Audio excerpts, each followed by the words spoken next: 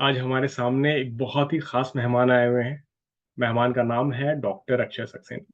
Doctor Akshay Saxena IIT Patna से उन्होंने masters किया, फिर आईआईटी पटना से पीएचडी किया। वहाँ के इंक्यूबेशन सेंटर्स में एक कंपनी भी उन्होंने फाउंड किया और बहुत सारी चीज़ें उस दौर में उन्होंने सीखा, सिखाया, चीज़ें की।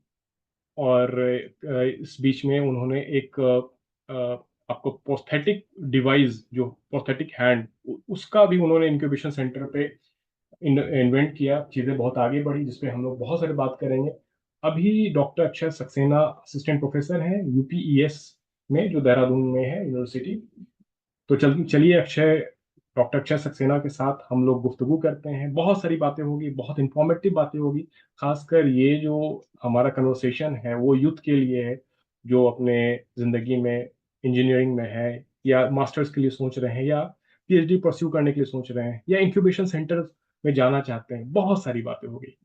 कैसे हैं आप डॉक्टर साहब? थैंक यू रहमान जी, मुझे इनवाइट करने के लिए। आई होप हम लोग का जो कन्वर्सेशन है बहुत यूजफुल होगा, खासतौर से हमारी जेन जी जनता जनता के लिए, if I am not wrong. बिल्कुल बिल्कुल। क्योंकि आप प्रोफेसर हैं, और एक चीज़ जो है कहीं ना कहीं एक सोशल रिस्पॉन्सिबिलिटी भी है। नए जो यंगस्टर हैं, जेंजी हैं, नए विद्यार्थी हैं, स्टूडेंट हैं, उनको हाईली इंफॉर्मेटिव चीज़ें देना और एक बेहतर विकल्प के बारे में बताना, तो ये चीज़ हम लोग की पूरी कोशिश रहेगी। तो सबसे बड़ा सवाल है, पहला सवाल है कि एक लंबा समय रहता है विद्यार्थी से, फिर उसमें डॉक्टर का टाइटल आने में, प्रोफेसर बनने में बड़ा, और बहुत बेचैन भी रहता है। पेशेंस हर लोग नहीं कर पाते हैं, बहुत पेशेंस का चीज़ है। बचपन कैसा रहा? स्कूलिंग कैसी हुई आप? तो रहमान जी, मैं स्टार्ट करूंगा मेरे परिवार से। तो मैं एक टायर 3 सिटी के साधारण परिवार से आता हूँ, जहाँ मेरे फादर गवर्नमेंट एम्प्लॉय थे। तो आप कह सकते हैं कि उनसे मैंने सीखा डिसिप्लिन और एथिक्स, क्योंकि वो उनका जॉब दूसरे सिटी में था, तो रोज सुबह जल्दी उठ के ऑफिस जाना, ठंड हो या बरसात हो, और रात में देर तक आना। तो कभी कभी ऐसा होता था कि वो रात को 12 बजे पहुंचे और अगली सुबह फिर 6-7 बजे निकलना है। और फिर मेरी माता जी गृहिणी थी, लेकिन साथ में उनका सोशल इन्फ्लुएंस बहुत था। तो उनसे मैंने सीखा किस तरह से आपको अपनी बात क्लियरली कहनी है, और एक लीडरशिप क्वालिटी मुझे वहां से आई। साथ में परिवार में भाई बहन थे। एक साधारण से स्कूल में हम गए, और मैं कहूँगा कि मैं एक हिंदी मीडियम स्कूल से आता हूँ, और वहाँ से मैंने अपनी जर्नी स्टार्ट की। एंड जैसे जैसे मैं आगे बढ़ा, मैंने सीखा कि मुझे ज़रूरत है ग्रो करने के लिए किसी स्किल की, तो वो मैंने सीखी। जैसे, क्योंकि उस समय मैं टायर 3 सिटी में था, और वहाँ पर माहौल ऐसा होता है कि आपको इंग्लिश आनी चाहिए अच्छी, if you want to grow. तो मैंने इंग्लिश सीखी, and I am now fluent. I can speak thoroughly freely in English. So and then I came to learn कि स्किल्स होनी चाहिए। तो वहाँ माहौल ऐसा था कि ज़्यादातर लोग इंजीनियरिंग परस्यू कर रहे थे, मुझे भी करनी थी। लेकिन हाँ, क्योंकि मेरा इंटरेस्ट मशीनों में ज़्यादा था, तो मैंने मैकेनिकल इंजीनियरिंग को चुना अपने सब as a subject in engineering. तो प्रोफेसर साहब, ऐसा है, एक सवाल ये है कि जैसे 12वीं के बाद आपने ऑलरेडी डिसाइड कर लिया था 11th 12th में कि आपको इंजीनियरिंग करना है, या एक कशमकश होता है, वो सिलसिला चल रहा था? नहीं, ऐसा कोई कंफ्यूजन नहीं था। क्लास 10 तक मैं एक साधारण स्टूडेंट था। हम्म। लेकिन जब वहाँ क्लास 10 का रिजल्ट आया, तो एक मुझे थोड़ी सी आंखें खुली, मैंने और मेहनत की। हम्म। फिजिक्स केमिस्ट्री और मैथ में काफ़ी इंटरेस्ट था, तो मैंने ध्यान लगाया। और मुझे वहाँ से, क्योंकि परिवार में मेरे बड़ा भाई है, उन वो हमेशा से एक अच्छे स्टूडेंट थे, और उन्हें देखकर मैं बड़ा हुआ। तो वो इंजीनियरिंग में गए, उन्हीं को देखते हुए मैंने भी इंजीनियरिंग को चुना। हालांकि वो इलेक्ट्रिकल इंजीनियर है और मैं मैकेनिकल इंजीनियर। तो इसलिए वो क्लियर था मेरे दिमाग में। बहुत खूबसूरत।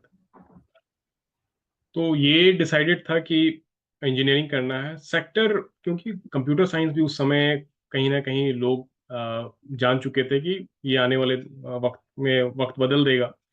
तो ऐसा कुछ नहीं था कि कंप्यूटर साइंस लेना है और या मैकेनिकल लेना है, तो ऐसा क्या मतलब रहा कि मैकेनिकल जाना है? ओके। तो एक अच्छी बात मेरी से रही कि कभी परिवार की तरफ से कोई प्रेशर नहीं था कि आपको कौन सी स्ट्रीम लेनी है, क्योंकि हम्म। मुझे फिजिक्स बहुत अच्छी लगती थी। और मैंने ऐसा देखा कि मैकेनिकल इंजीनियरिंग में फिजिक्स का बहुत इस्तेमाल होता है, मशीन्स के बारे में काफ़ी डिटेल मिलती है। इस वजह से मेरा रुझान मैकेनिकल इंजीनियरिंग की तरफ ज़्यादा था कंप्यूटर साइंस से, क्योंकि वहाँ मुझे मौका मिलता है मशीन्स को समझने के लिए, और जो हार्डवेयर डेवलपमेंट है उसको करने में मुझे मदद मिलेगी। इस वजह से मैंने मैकेनिकल को चुना। मशीनों से मोहब्बत थी। मशीनों से मोहब्बत थी। हुँ, चलिए अच्छी बात है। अब हम लोग सफ़र करते हैं आपके एमटेक तो अब हम लोग का जो सवाल है वो आपका आईआईटी पटना, आपके एमटेक और पीएचडी का रहेगा। एक बड़ा लंबा सफ़र रहा, उसमें बहुत कुछ जी। आपने सीखा, सिखाया, इंक्यूबेशन में रहे, बहुत सारी चीज़ें आपने उस दौर में खुद में परिवर्तन हासिल की होगी, समझा होगा। कैसा रहा मतलब how IIT Patna happened to you? तो देखिए, क्योंकि मैंने अपना जब बीटेक कंप्लीट किया मैकेनिकल इंजीनियरिंग से, तो उसके बाद मुझे और आगे पढ़ाई करनी थी, चीज़ों को समझना था। हालांकि इंजीनियरिंग में मैंने बहुत कुछ सीखा, लेकिन जब मैं आईआईटी पटना आया तो मुझे जो एक्सपोजर मिला है हुँ, उसका तो बयां करना बहुत मुश्किल है। आपको आईआईटी आपको सिर्फ नॉलेज नहीं देता, आपको ग्रो कराता है, क्योंकि वहाँ किसी तरह का रिस्ट्रिक्शंस नहीं है कि आप इस लैब में नहीं जा सकते, या आप इस डिपार्टमेंट के स्टूडेंट हैं तो you can not work with other one. तो वहाँ पे मुझे पूरा फ्री हैंड था, मैंने अपने सब्जेक्ट्स पढ़े, मैंने अपना कोर्स वर्क कंप्लीट किया। और क्योंकि हम लोग आईआईटी पटना या फिर किसी भी आईआईटी में स्टूडेंट्स रेसिडेंशियल होते हैं, मतलब वहाँ पर ही रहते हैं, राइट, वहाँ फैकल्टी भी कैंपस के अंदर रहते हैं। तो आपने एक बार अपनी क्लास पूरी कर ली तो शाम का वक्त आपका है, आपको उसमें क्या करना है। तो आप अपना सब्जेक्ट रिवाइज कर सकते हैं, you can explore a dozen of things, you can join cultural events, you can join robotics events. तो मैं एक अलग ही एवेन्यू में आया और मैंने अलग अलग तरीके से चीज़ों को ट्राई किया। जैसे मैं आपको बता दूं, जब मैं आईआईटी पटना गया तो शुरू के 6 महीने तो मैं इतना खुश था, क्योंकि मेरे पास एक abundance of knowledge, abundance of opportunity थी, and I was trying each and everything. I have been cultural secretary there, I have been technical one there. मैंने वहाँ पे पढ़ाई के साथ साथ, मैं आपको तो इलेक्शंस भी मैंने कंटेस्ट किए, और वहाँ मैं पीजी रिप्रेजेंटेटिव भी रहा हूँ। तो साथ में ग्रो करने का मौका मिला। हम एमटेक सेकेंड ईयर में मैंने एक प्रोजेक्ट पे काम किया, जिससे मेरा पहला पब्लिकेशन, पेटेंट मैंने फाइल किया था एमटेक फाइनल ईयर में। तो वहां से मेरी रिसर्च की शुरुआत हुई। वहां जो मुझे प्रोफेसर मिले, उनके डॉक्टर मनोरंजन कर के साथ मैंने काम किया था। उन्होंने मुझे बिल्कुल एक बच्चे की तरह समझाया कि एक रिसर्च क्या होती है, कैसे आपको ग्रो करना है। तो वहां से मेरी रिसर्च जर्नी शुरू हो गई। बहुत खूबसूरत। तो आपने पूरी तरीके से जो आईआईटी पटना का अनुभव है, उसको हम्म, सीखा, जाना और अपने व्यक्तित्व में परिवर्तन होते हुए देखा। बहुत, बहुत खूबसूरत। जी।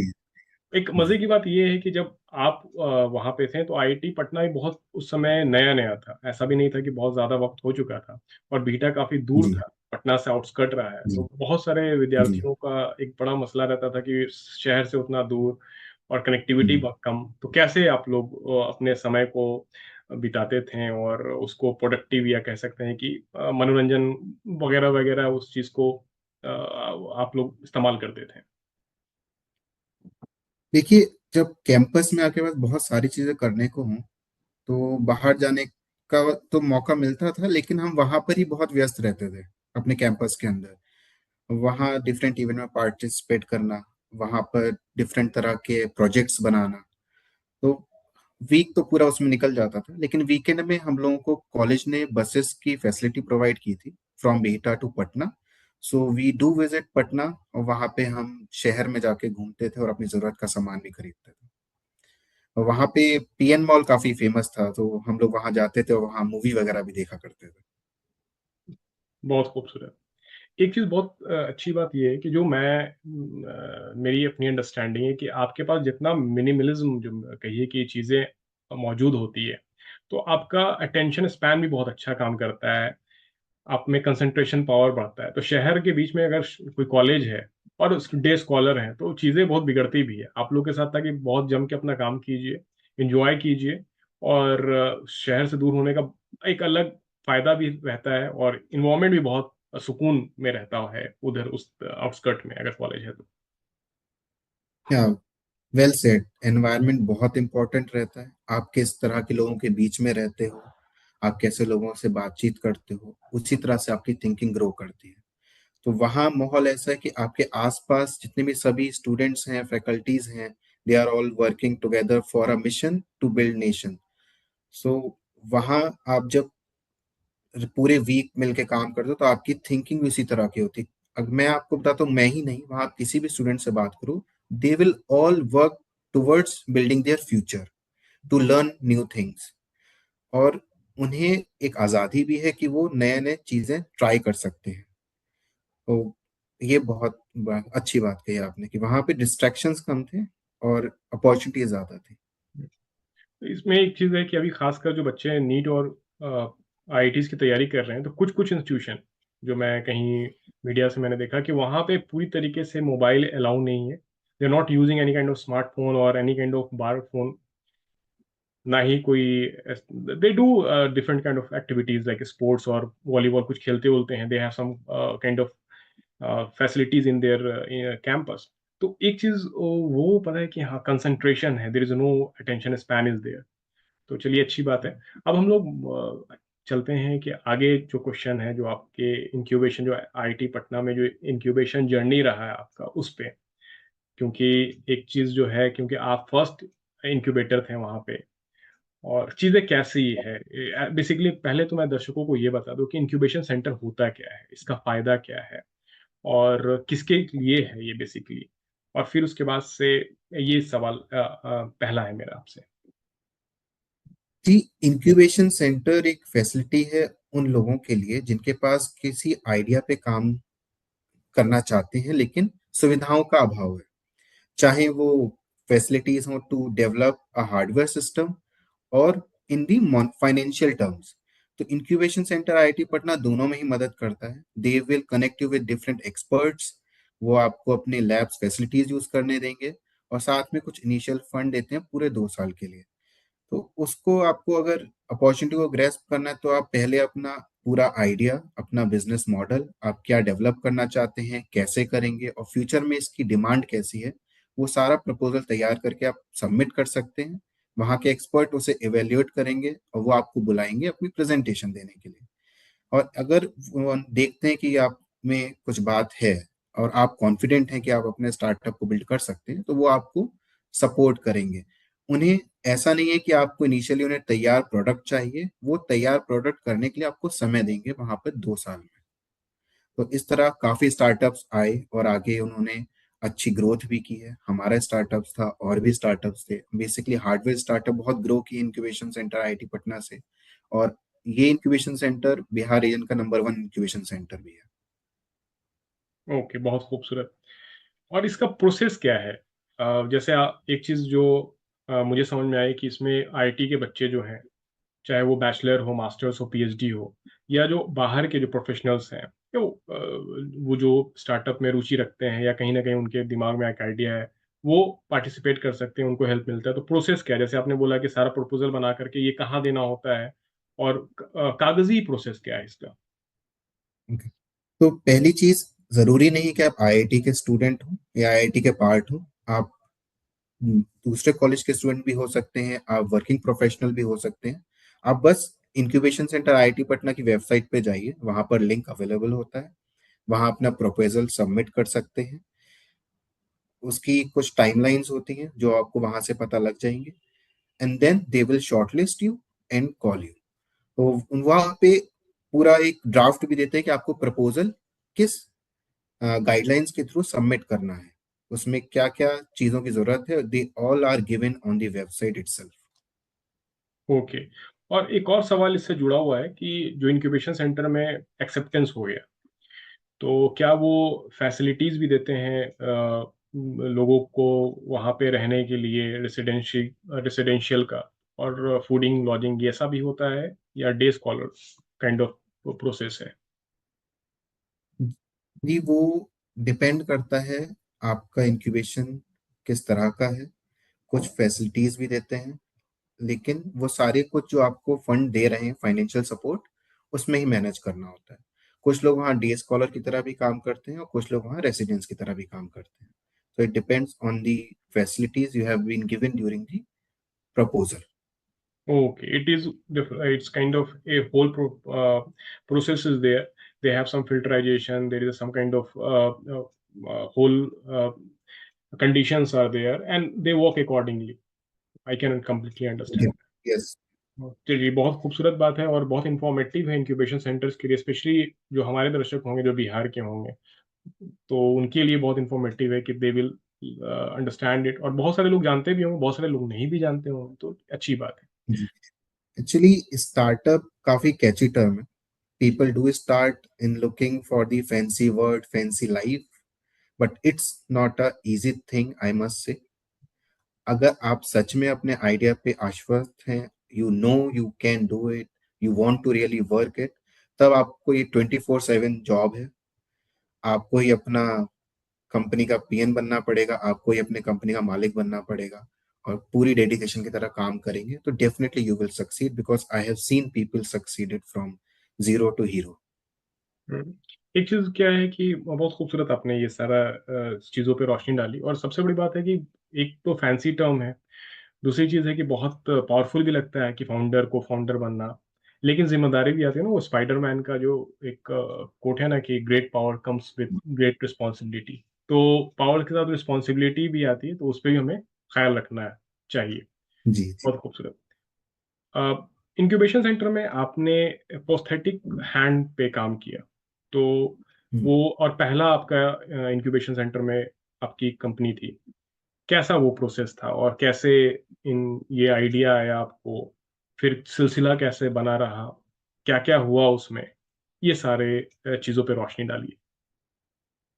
सो ड्यूरिंग मास्टर्स हम लोग जब काम कर रहे थे, मैं और मेरे कुछ सीनियर्स, हमारे बीच में हम एक स्टूडेंट्स थे जिनका लिम्ब नहीं था।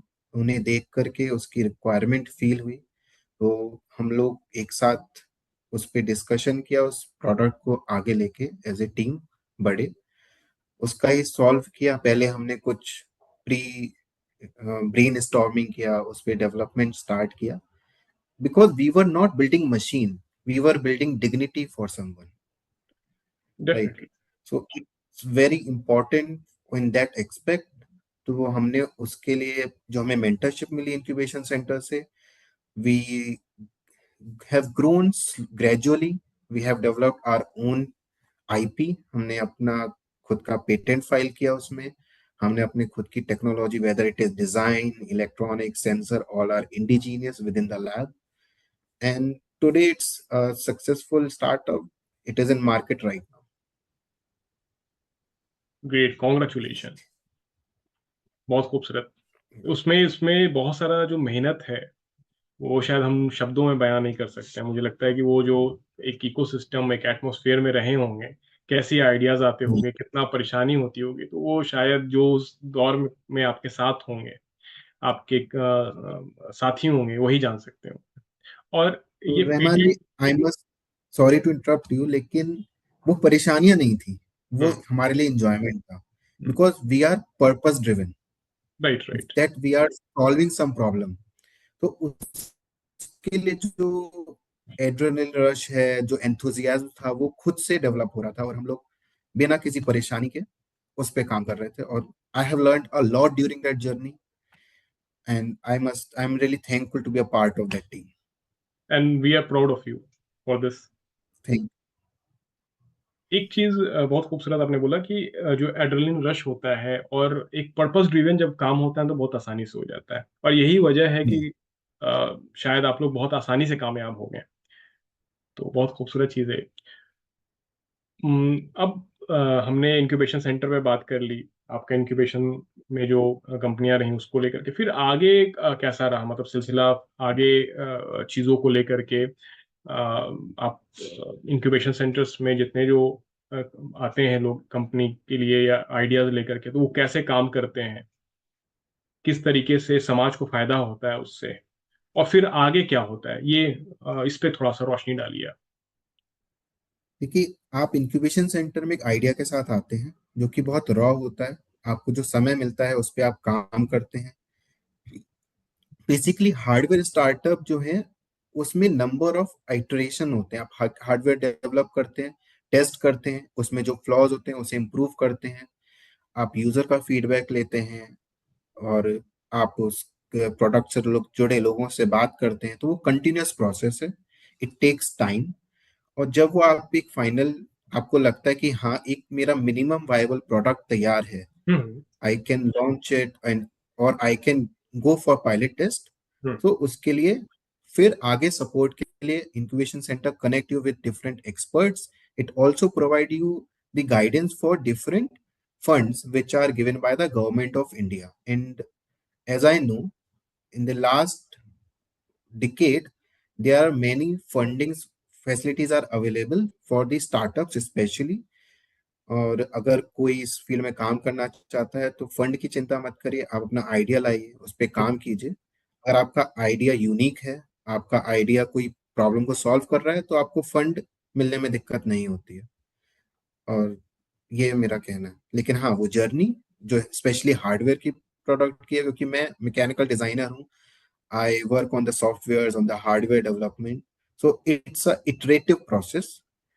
आप ऐसे नहीं सोच सकते कि आज आप एक आइडिया से के साथ आए और हो सकता है आप सोचो एक दो महीने में बना लूंगा। नो, आप हो सकता है एक बेसिक कुछ फॉर्म बना लो, then you have to grow gradually. और हाँ, आपको मजा आएगा उस जर्नी में। बहुत खूबसूरत, बहुत खूबसूरत। एक चीज़ है कि प्रोडक्ट बन गया, प्रोडक्ट सक्सेसफुल भी हो गया, पेटेंट भी हमने करा लिया, सारी चीज़ें हो गई, लेकिन वो जो प्रोडक्ट है, वो ज़रूरतमंद लोगों तक कैसे पहुँचेगा? उसका सिलसिला क्या होता है? तो ये फिर मार्केटिंग का फेज है, अगर आप जरूरतमंद लोगों तक पहुंचाना चाहते हो। जैसे अगर नॉट स्पेसिफिकली हमारे केस में वो एक प्रोस्थेटिक डिवाइस था, आप अगर उसके अलावा और भी प्रोडक्ट की बात करें, तो आपको अपनी ऑडियंस, आपको अपने कस्टमर ढूंढने पड़ेंगे, आपको उन्हें फोकस करना पड़ेगा, आप किसके थ्रू जा सकते हो। तो there are different models like business to customer, business to business. आप ऑनलाइन बेच सकते हो, आप ऑफलाइन जाओगे। So that you have to take the decision depending on your market size and customer base. कभी कभी डेमोग्राफी के हिसाब से भी होता है, that you want to sell in colder region, you want to sell in hotter region, in the South India, North India, where you want to place your product first, and then you will grow. So it depends on those things. Okay, I can understand that these things need a practical understanding of operations, sales, marketing जो अमूमन आपको कंपनियां में होती है तो आपको वो फॉलो करना होता है, ये आप बोलना चाह रहे हैं। Right, right. Okay, okay. Incubation centre कैसे हेल्प करती है? जैसे ये जो प्रोसेस है, क्योंकि एक सवाल है, क्यों एक प्रोसेस है एंटरप्रेन्योर बनने का, तो इंक्यूबेशन सेंटर पूरी तरीके से मदद कर रही है। लेकिन वो पहले उसके लिए भी दिक्कत है कि हम इससे पहले ये सारा ऑपरेशन, मार्केटिंग, सेल्स को नहीं जानते, तो इंक्यूबेशन सेंटर कैसे हेल्प करती है इसमें? इंक्यूबेशन सेंटर आपको एक्सपर्ट से कनेक्ट करेगा, मेंटरशिप प्रोवाइड करेगा इस फील्ड में, कि आपको कैसे प्रोडक्ट को आगे लेके जाना है। वो आपके कुछ कोर्स से, जैसे आपके होते हैं कुछ गेस्ट आते हैं, गेस्ट लेक्चर्स होंगे, कुछ आपके बूट कैंप्स होंगे। So you can go there and learn things, so there are ample of knowledge available. Only you have to clear your intent, that where you want to target. So oh if your target or goal is clear, incubation center will guide you accordingly. Okay, मैं समझ गया कि ये connection बनाने में आपको help करेगा, फिर उसके बाद आपका मेहनत, आपका डेडिकेशन, आपकी समझ, वो सारी चीज़, आपकी जो पोटेंशियल है वो काम होगी कि इसको ड्राइव करने में। इवन आई मस्ट से, जो मेंटर्स वहाँ होते हैं वो आपको एक डायरेक्शन भी प्रोवाइड करते हैं। जैसे शुरू में हमें नहीं पता होता हमें किस डायरेक्शन में जाना है, या हमें प्रोडक्ट को कैसे लेके आगे जाना है, तो वहाँ मेंटर्स आपको डायरेक्शन प्रोवाइड करते हैं कि you should pursue this direction to go faster. तो वो उसमें भी हेल्प मिलती है आपको। बहुत खूबसूरत। अगला सवाल ये है कि आज बहुत से इंजीनियरिंग स्टूडेंट स्टार्टअप शुरू करना चाहते हैं। आपके हिसाब से कॉलेज के दौरान क्या तैयारी करनी चाहिए? First, ask questions, don't hesitate to learn new things, right? Or don't just copy what people have done. I'm not saying that do not bring any copied idea. I'm talking about just because your friend is doing something, it's not necessary कि आप वही चीज repeat करो. If your cousin, your uncle or Bill Gates have done something, it's not necessary you just follow them blindly. So work upon your niche, work upon your USP, then go ahead. So I must say, don't only scroll, search. ठीक है, आजकल हम internet पे बहुत ज्यादा scroll करते रहते हैं, but we should search those things. Definitely definitely एक चीज बहुत खूबसूरत है कि एक मैंने किताब पढ़ी थी, उसमें एक पूरा एक चैप्टर था जिसमें उसमें बोला गया था पाउज एंड रिफ्लेक्ट. राइट. पहले you have to understand the thing, whatever things are coming in your brain और वट एवर यू डूइंग, या कोई बात भी हो रही है, पहले आप सुन समझिए जानिए, उसके बाद you take the action whatever you want to. बहुत खूबसूरत. करेक्ट. अब सवाल है, अभी आप professor doctor professor Akshay Saxena है, एक अपने में जी. अगर कहा जाए एक ऐसे परिवार से जो बच्चा ग्रो करता है और उसने बहुत अपनी जिंदगी में वो सारी चीजें देखी है, एक संघर्ष को देखा है एक तरीके से जो होता है, और वहां तक पहुंचता है, एक बच्चे को पढ़ाता है, तो एक अपने में वो बहुत खुश रहता है. एड्रेनलिन रश जिसको कहते हैं, सेरोटोनिन और डोपामाइन का नाम आपके अंदर में, जब भी कॉलेज में आप जाते होंगे या बच्चों को पढ़ाते होंगे तो एक अंदर से बहुत पॉजिटिव फील करते होंगे. कैसा लगता है ये पूरा ड्यूरेशन और डॉक्टर प्रोफेसर अक्षय सक्सेना का जो जर्नी है, कैसा फील कराता है आपको? So I built myself. It gives me confidence कि मैं कैसे चीजों को सीख कर आगे बढ़ा, और आज भी मेरे में सीखने की इच्छा है. I do learn new things daily. I challenge my self. So whenever there is something came in front of me and I thought I should pursue it, I didn't take it lightly. तो उस और आज भी जब students को हम पढ़ाते हैं तो कोशिश करते हैं कि वो उन चीज़ों को सीखें डिटेल में, अपनी स्किल इम्प्रूव करें, and go ahead. So it's very important to learn the things and also ask the questions. So again, I must say that don't only listen, don't follow blindly. If even I am teaching, I ask students if you have any doubt, and if you think that you should ask something, ask them freely. तो मैं उन मेरा पूरा classroom जो session है that is interactive. तो questions बच्चे पूछते हैं, मैं आंसर देता हूँ, मैं उन्हें कॉन्सेप्ट समझाने की कोशिश करता हूँ. तो इस बीच में मैं भी सीखता हूँ बहुत कुछ, और उन्हें भी नॉलेज इम्पार्ट होती है, और वो भी काफी इंजॉय करते हैं. बहुत खूबसूरत.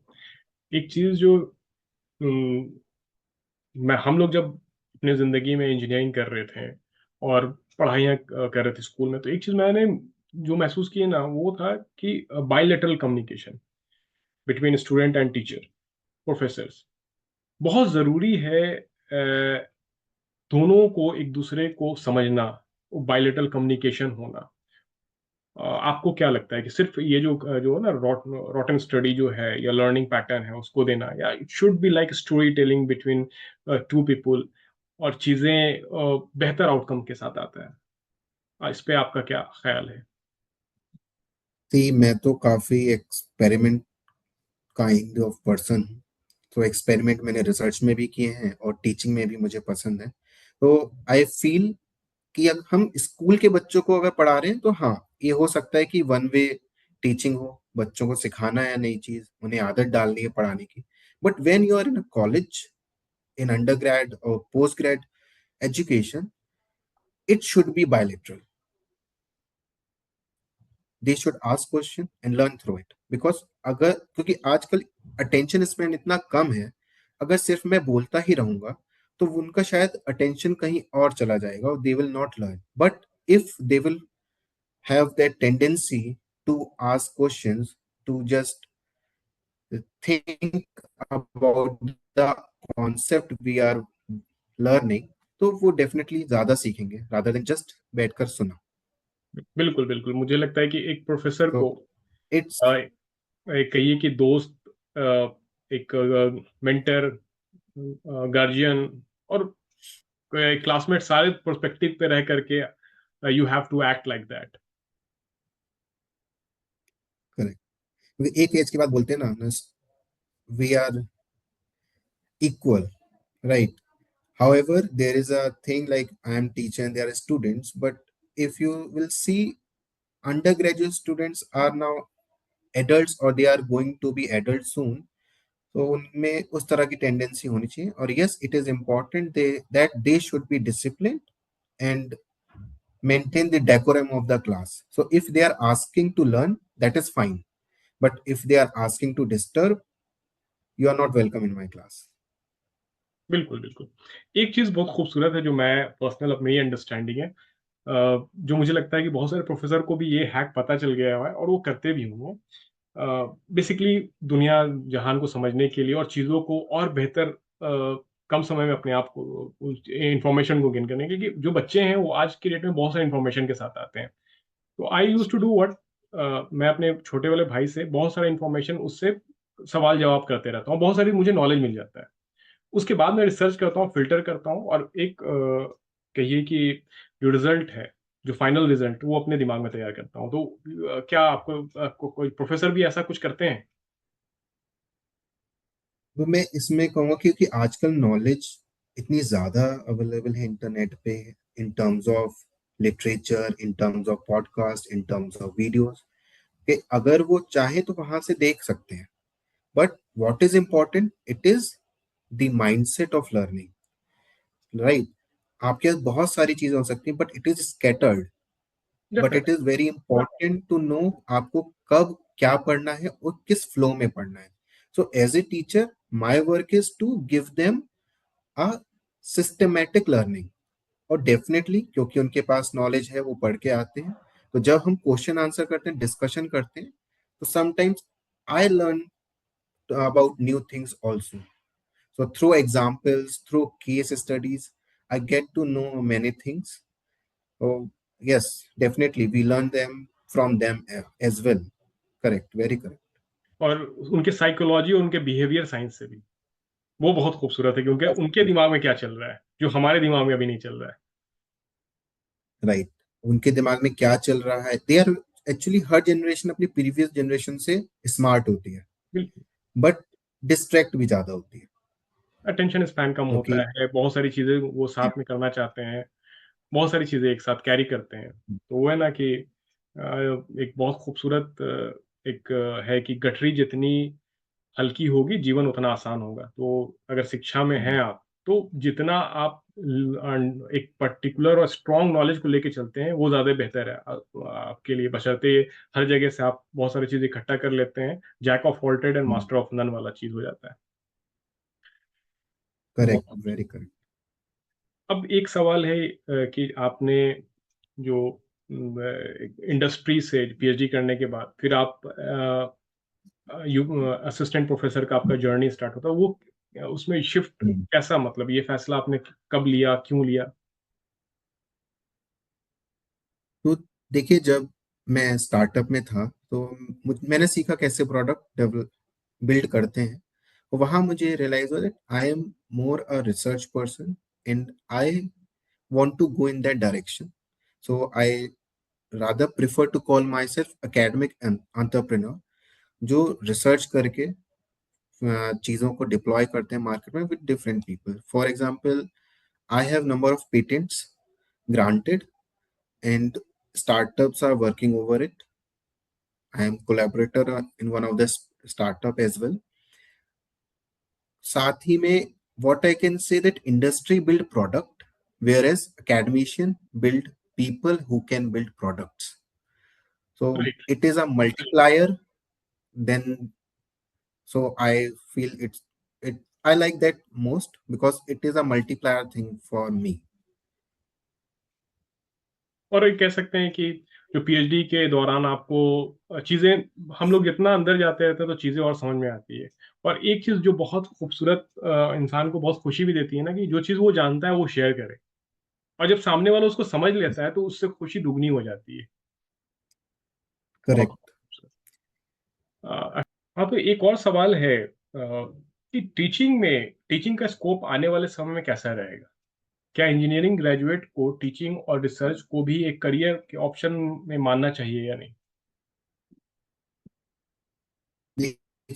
आपकी कॉलिंग क्या है उस पे डिपेंड करता है। तो टीचिंग और research is definitely a good option if you are interested in developing your own thing.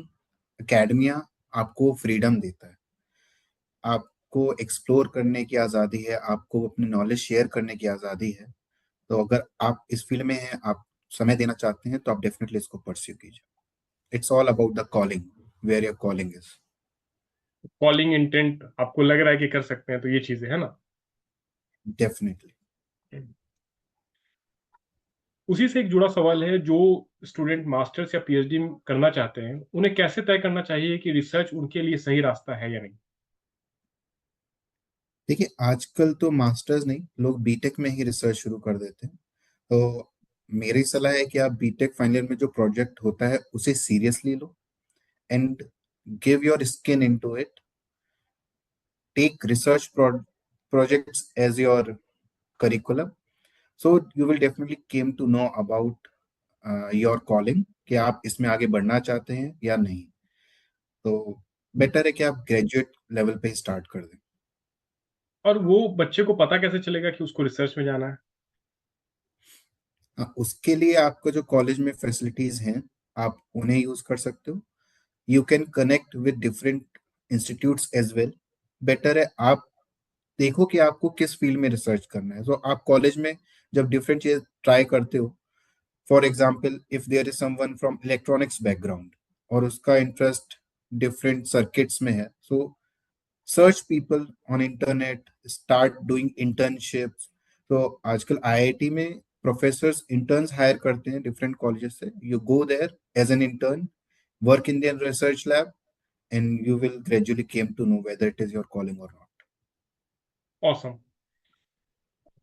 Doctor Akshay, one thing I just want to ask you, बहुत इंटरेस्टिंग क्वेश्चन है इससे। होता ये है कि जब आप इंजीनियरिंग करते हैं, 4 साल का कोर्स होता है और ये बहुत ही हम्म, पैक कोर्स होता है। कब वो लेज़ का पैकेट है, तुरंत खुला और कब खत्म हो गया कोई नहीं जानता है। उसमें सबसे ज़्यादा, अगर सपोज़ कीजिए कि एक स्ट्रेंथ है 60 का, तो 59 बच्चे का इंटेंट और इंटेंशन और एम्बिशन यही है कि उसको नौकरी चाहिए। Placement, placement, placement. उस बीच में जो रिसर्च, जो आविष्कार करने वाला जो मस्तिष्क है, वो कहीं खो जाता है। उसको कैसे सँभालना है? So there is nothing wrong in looking for the jobs during engineering because it is a course which is designed for that purpose, right? But if you have a calling for the research, again, you have to keep asking the questions, you have to keep taking up the projects accordingly. So engineering course is very packed. There are number of courses, theory classes, lab classes, then subject projects, your mini projects. But if you will find some time during, I must say कि आप जब mini project जो भी कर रहे हो, main project जो भी कर रहे हो, आप अपने इंटरेस्ट के हिसाब से करो। So you will be able to fulfil your requirement, course requirement, और आपको टाइम मिलता है अपने इस रिसर्च इंक्लूसिवनेस को ढूंढने का भी। तो I guess that is the correct way. आप राइट। अपने during during that time you can do that. मतलब कुल मिला के कहना है, खुद से खोज करना है कि हाँ, ये चीज़ करनी है। देखिए, इंजीनियरिंग में लोग आपको कॉन्सेप्ट समझा सकते हैं, हुँ, लेकिन अगर आपको कोई नई चीज ढूंढनी है, करनी है, तो आपको लोग ढूंढने पड़ेंगे। नेटवर्किंग वेरी मच इम्पोर्टेंट, और उनके साथ आपको काम करना पड़ेगा, जुड़ना पड़ेगा। ठीक है। बहुत बहुत खूब। अब बहुत इंटरेस्टिंग सवाल पे हम लोग जा रहे हैं, जो आपके फ़ील्ड का है और कहीं न कहीं बहुत इन्फॉर्मेशन लोगों को भी देगा। तो सवाल है, मैं चाहूँगा कि इस पे आप रोशनी डालें और बहुत साधारण तरीके से, कि ताकि सबको समझ में आ जाए। सवाल ये है आपसे कि एआई और रोबोटिक्स का जो कॉम्बिनेशन है, मेडिकल डिवाइस में, हेल्थ केयर इंडस्ट्री में, किस तरह क्रांति ला सकता है? तो देखिए, क्रांति तो आना शुरू हो गई है। There are surgical robots which can be operated remotely. There are systems, master and slave systems. The doctors are sitting on a particular system. They are operating a robot. और इंडिया में भी वो फैसिलिटीज शुरू हो गई हैं। So there are some robots called da Vinci robot is there. तो and slowly, because आप रोबोटिक्स को ऐसे समझो, it is just helping humans to see beyond their sensing abilities, right? So it's just an addition for the human cognitiveness. ठीक है? So robotics is intelligence in motion. AI is helping you through the data to improve yourself continuously in that process and deploy those things practically. तो आज अगर हम देखें 100 साल पहले और आज, हम काफी सारी मेडिकल जो भी हेल्थ केयर रिलेटेड कॉम्प्लिकेशंस थी, हम धीरे धीरे उन्हें सॉल्व कर रहे हैं और ह्यूमन लाइफ बेटर कर रहे हैं. So in that term AI आगे भी करेगा, but you need to learn those things, you have to gear up yourself. Perfectly. एक इसमें सवाल बनता है कि जो प्रोफेशनल है हेल्थ इंडस्ट्री में, क्योंकि हेल्थ इंडस्ट्री में हाईली प्रोफेशनल लोग बहुत ज़माने से रहे हैं और बहुत ही डेडिकेट होके काम किया उन्होंने पूरी दुनिया में. लेकिन अब क्या है कि कहीं न कहीं जो रोबोटिक्स है या आर्टिफ़िशियल इंटेलिजेंस का आना हेल्थ इंडस्ट्री में, कहीं चैलेंज तो नहीं बनने वाला है? कोई बहुत सारी चीज़ें, जैसे एक मिसाल मैं आपको बताऊँ कि एक बीमारी है, सपोज़ कीजिए कोई एक्स वाई ज़ेड बीमारी, नॉर्मल बीमारी है। उसके लिए अगर कोई डॉक्टर हैं, उनके पास 5-6 दवा उनको याद रहता है। लेकिन वही अगर आर्टिफ़िशियल इंटेलिजेंस के पास जाइएगा तो वो 1200 में से जो सबसे बेस्ट दवा है वो आपको चुन के दे देगा। तो कहीं न कहीं ये चैलेंज तो नहीं बन सकता है हेल्थ इंडस्ट्री के लिए? ये चैलेंज नहीं है, ये एक टूल है. AI will help you to take the decisions, right? जैसे आपने कहा कि डॉक्टर्स को 5-6 दवाई रहती हैं, but we now we can work with software to just take the history of the patient and understand कि एक पर्टिकुलर मेडिसिन उस पर कैसे रिएक्ट कर रही है, एंड फ्यूचर में हमें क्या चेंजेस लेके आने हैं. सो अब आपको वो चीज ज्यादा याद करने की जरूरत नहीं है, you just give your inputs. And AI के साथ आप ऐसे नहीं कर सकते ना कि you can search it and find the answer और आप मेडिकल शॉप पे जाके वो ले लोगे. You have a insight of an expert and years of experience. तो वो आपको गाइड करेगा उसमें कि आप जो डिसीजन ले रहे हैं वो सही है कि नहीं. और एक आता है ट्रस्ट, वो एक ह्यूमन से ह्यूमन का जब कनेक्शन होता है तभी बिल्ड होता है. तो definitely this will work as a tool, not a replacement. Perfect. क्या ये ह्यूमन रिसोर्सेज को घटा भी सकता है? जहाँ पे 10 लोग काम कर रहे थे, वहाँ पे हो सकता है 2 आदमी हों, क्योंकि ज़रूरत तो उस तरीके से नहीं विकसित हो रही है। इस पे आपका क्या ख़्याल है? This is a valid question, but I want to answer it in a way that AI will again help humans, right? तो अभी ज्यादातर लोग आप देखोगे, बात करोगे, everyone want to improve their lifestyle. Nobody want to work for number of hours in factories doing labor job. Even you will find in future it is difficult to find people to work the you say labor job, whether it is in agriculture और home. तो अब उसको improve करना है. मैं फिर से इसको क्वेश्चन को लेना चाहूंगा, सॉरी. हाँ, हाँ, नहीं, देखिए एकदम इत्मीनान से सोचिएगा और हम लोग क्वेश्चन घटा देंगे, जो इर्रेलेवेंट क्वेश्चन है उसको हटा देंगे। मेरा ये सवाल है आपसे, क्या आपको लगता है कि जो आर्टिफ़िशियल इंटेलिजेंस है वो स्मार्ट है, कैपेबल है, तो क्या ये ह्यूमन रिसोर्स को घटा देगी? कहने का मतलब है जहाँ पे 10 लोग काम कर रहे हैं, वहाँ पे 2 लोग की ज़रूरत होगी। क्योंकि बाकी जो सारी चीज़ तो आर्ट है, वो इतनी ऑटोमेटेड हो जाएगी, इतना आसान हो जाएगी कि उसकी ज़रूरत ही नहीं है। तो इसमें मैं आपका राय जानना चाहता हूँ, इस पे आप रोशनी डालिए। आपका क्वेश्चन काफी वैलिड है और काफी लोगों सोचते भी ऐसे ही हैं कि एआई फ्यूचर में हमारी जॉब खा लेगा या हमें रिप्लेस कर देगा. तो मेरा मानना है ऐसा नहीं है. हम एआई को जैसे यूज करेंगे, it will be a leverage those who will learn AI. And also if you will see, everyone want to improve their lifestyle. हमें जो लेबर जॉब्स हैं वो धीरे धीरे मिलना मुश्किल हो रहा है, वेदर इट इज एग्रीकल्चर और इन फैक्ट्रीज. तो अगर फैक्ट्रीज में हम ऑटोमेशन के थ्रू, एआई के थ्रू वो लेबर जॉब हटाकर एक्सपर्ट जॉब को इंट्रोड्यूस करें, तो दैट विल हेल्प ह्यूमंस। तो किसी तरह से वो जॉब नहीं लेने वाला, बस आपका डायरेक्शन चेंज करेगा। So those who will learn those things they will definitely will be deployable in that industry. For example, AI को डिप्लॉय करना, उसकी मेंटेनेंस देखना, उसको ओवरसी करना, इस सब के लिए तो ह्यूमंस लगेंगे ना। There are many things going around where these people can work, or that is why today in engineering, in different coursework, we are teaching students towards the AI so that they can understand better and utilize those tools. Okay, okay, अच्छी बात है। अब ये सवाल है कि आजकल AI tools हर जगह है, जैसे हम लोग बात भी कर रहे थे। तो इंजीनियरिंग स्टूडेंट को एआई को कैसे सीखना चाहिए? सिर्फ़ यूज़ करना चाहिए या उनको गहराई तक समझना चाहिए या उनका एक क्या पर्सपेक्टिव होना चाहिए एआई को लेकर के, एआई टूल को लेकर के? तो इसमें क्लियर पर्सपेक्टिव ये होना चाहिए, don't just be an end user. Okay, use those AI tool to build your products, or if possible go into deep to develop your own AI tools।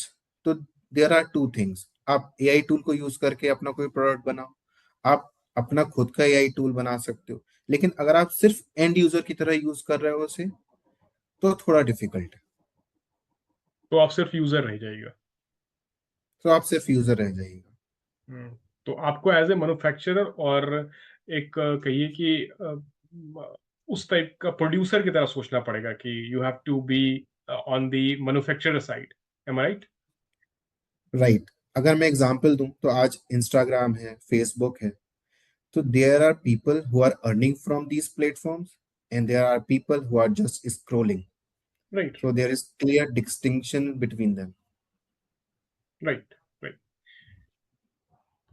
अगला सवाल है कि रोबोटिक्स का आने वाले समय में 10 से 15 साल में क्या रोल होगा, खासकर इंडिया में? So there is really a broad spectrum about this, whether healthcare, agriculture, automation. But what I can see, you will see more automated industries where you will see a concept of dark factory, where only robots and automation will work to develop a product. And in agriculture also, because people who are into the farming, they know it is difficult to find human labour. तो अगर हम remote agriculture through the different technologies उसको control कर पाए, तो that will be a future, because we are agriculture driven country, right. तो वो हम राइट, नहीं छोड़ सकते, and this is our leverage, this what keep us different from entire world। so in agriculture, if we can use those tools, that will give an edge। Definitely, definitely, बहुत खूबसूरत। एक सवाल जो है बहुत इमोशनल सवाल भी है और खासकर उन बच्चों के लिए जो, क्योंकि हम लोग अब इस पॉडकास्ट के आखिरी सवाल प्रश्न उत्तर में जा रहे हैं। तो जो स्टूडेंट छोटे शहर से आते हैं, बड़े संस्थान में जाने का सपना देखते हैं, उन्हें आप क्या सलाह देना चाहते हैं? क्योंकि आपकी एक जर्नी है, उसमें इमोशंस भी है, संघर्ष भी है।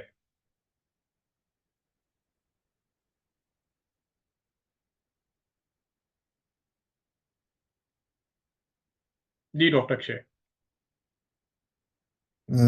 इसमें ये कहना चाहूंगा कि आज के जमाने में जब हमारे पास इतनी सारी नॉलेज,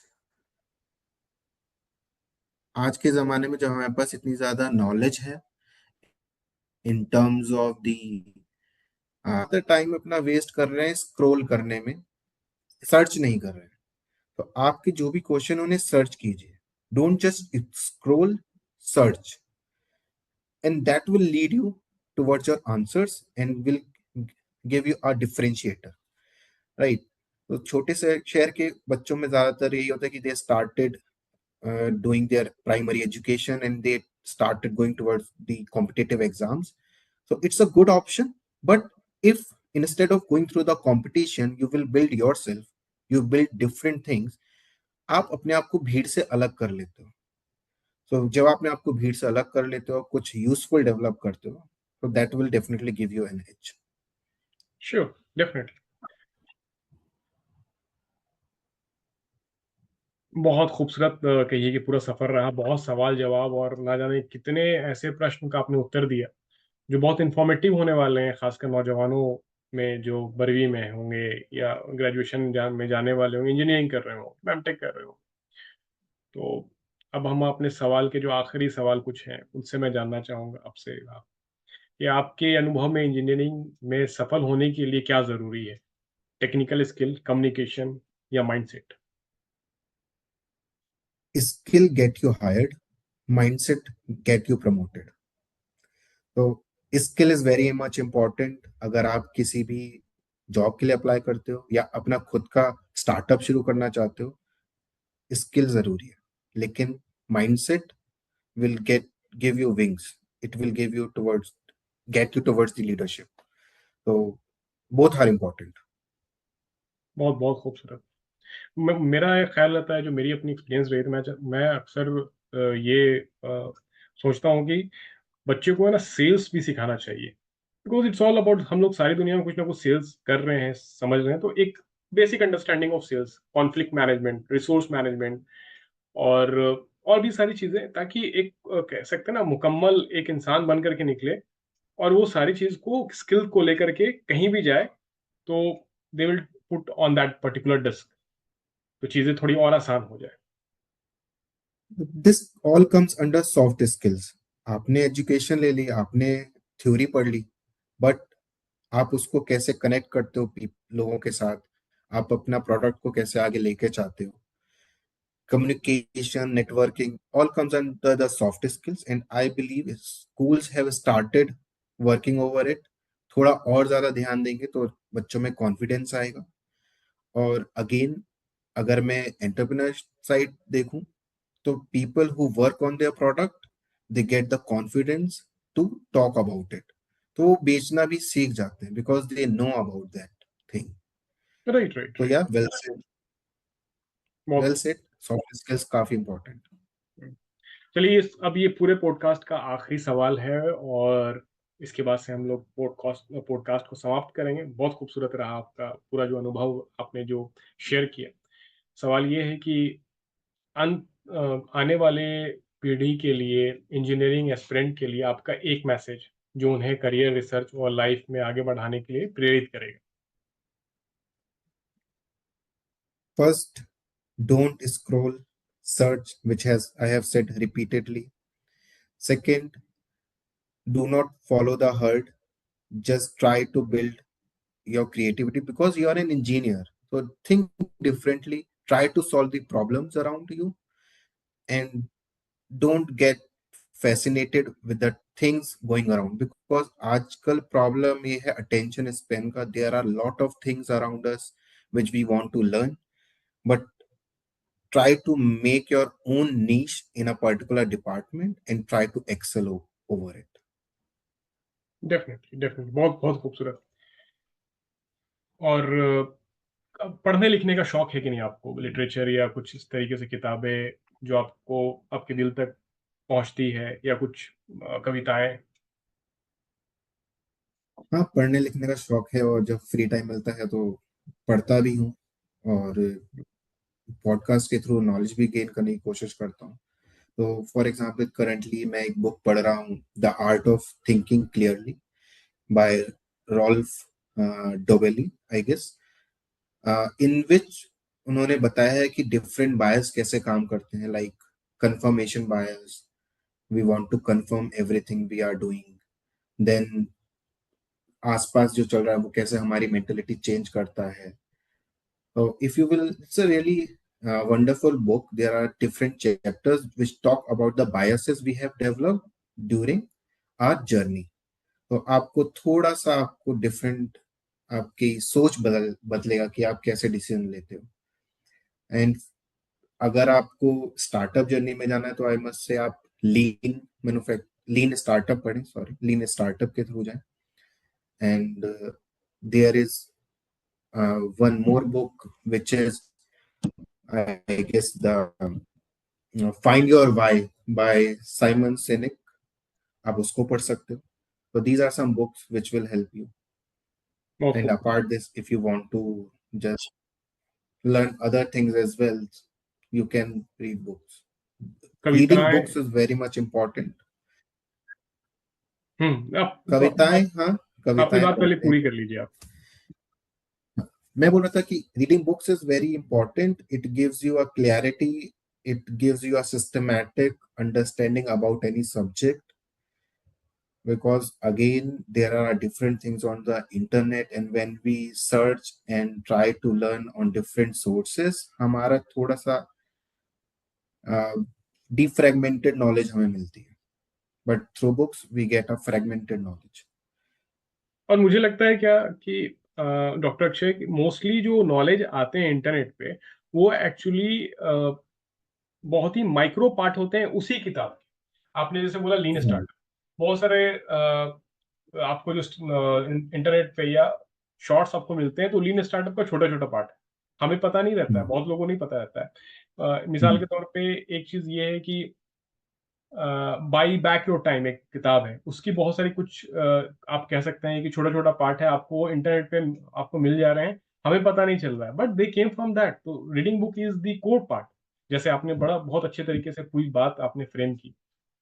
तो और अब दूसरा है कि आप कविताओं से या कुछ ऐसी शायरी जो आपके दिल तक दिल को ठंडक देती है, या आपके जहन में वो आते जाते रहती है, और राइटर कौन है वो?